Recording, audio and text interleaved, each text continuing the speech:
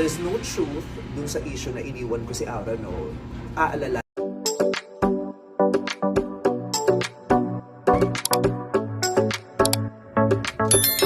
Nagsalita na rin sa wakas si Vice Ganda kaugnay sa chismis na umano'y binitawan na niya si Aura Bergela.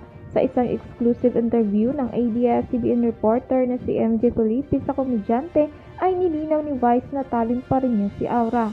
Nagtataka din umano si Mini Vice kung saan nila nakukuha yung mga chika na iniwanan niya si Aura.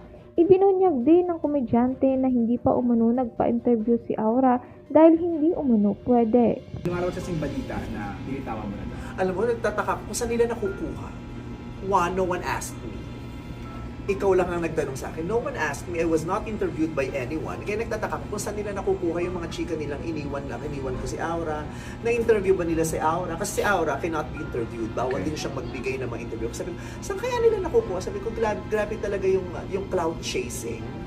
Yung para magamit yung issue, magamit yung pangalan ko, magamit yung pangalan ni Aura kasi di ba, maingay yung pangalan. Yung clickbait, grabe. So, there's no truth dun sa issue na iniwan ko si Aura noon. Aalalayan ko si Aura dito sa journey niya na